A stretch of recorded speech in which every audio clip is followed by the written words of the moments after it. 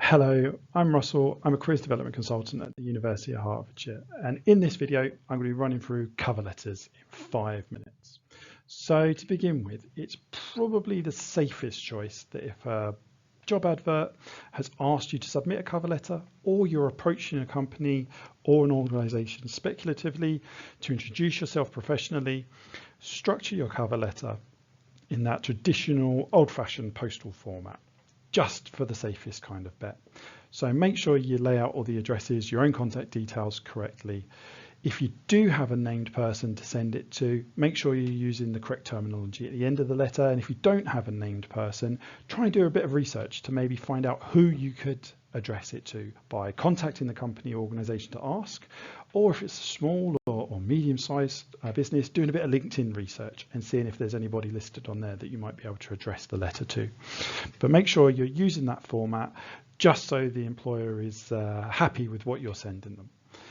And then when you're thinking about what to include in a cover letter, just remember that the cover letter is there to get the employer excited enough to potentially read your CV. So it's kind of given an overview, a summary of why they should be interested in you. So to get them excited enough, to get them interested enough to then read a bit more detail on your CV. It wants to explain your motivation for applying for this particular vacancy, this particular organization. And it should really demonstrate your genuine interest and enthusiasm in the role and the organization. What do they do? How do they do it? How does this role contribute to that?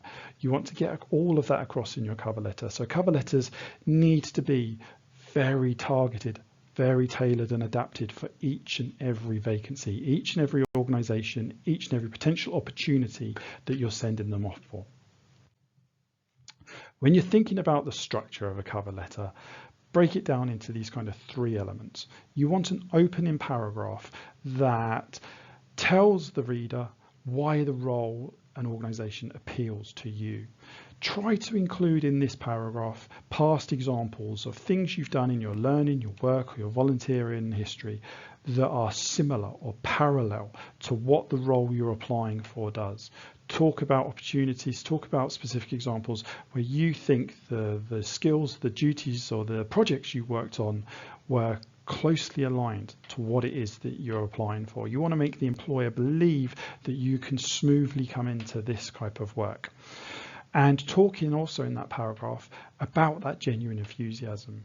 Pick out things from the job advert, from the opportunity, about the role, about what it focuses on, what its kind of outputs and goals are, and explain why this is interesting and motivation to you. Perhaps even link it in with some of the wider strategic goals of the organization. Get across your commercial awareness. You understand what this role is trying to achieve and how it's helping the organization achieve those wider kind of strategic goals. After that initial paragraph, you then want to maybe include 2 paragraphs which talk about your strengths and achievements. And these should be strengths, skills that you've pulled straight from the job or placement advert.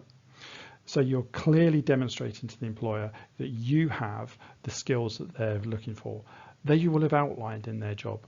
They would have said in the person specification, this is what we're looking for applicants. Pick some of those important skills towards the top of the person criteria, and then outline what it is you've done and what it is you've been able to achieve using those skills. And then you want to close with enthusiasm, getting across that you'll want to continue the conversation, thanking them for their time, encouraging them to get in touch with you to talk about the next steps of the recruitment process. Here's an example strengths paragraphs to give you a bit of an idea. You can see in this paragraph, this student is talking about a study abroad experience that they've been on, but then breaking it down to talk about a particular skill, here, organization. And that skill is right at the front of the paragraph, right at the start on that left-hand side there, very clear for any reader just to skimming over it, just to pick up that skill word. That's a skill word that's from the job advert. The employer, the reader is then going to be immediately interested in wanting to read about how you're addressing this skill that they've outlined that they want. Then the paragraph goes into a short overview of the tasks. involved in showing that skill to achieve that wider outcome, and then it finishes with that very clear kind of outcome achievement culminating by showing this is what I was able to achieve showing this skill. Repeat that in a couple of paragraphs and you've got some strong skills paragraphs that should match what the employer is looking for. Thanks for watching the video. Hope you're really successful in writing your cover letters, and don't forget to ask your university's career services for help and support when you're making those applications.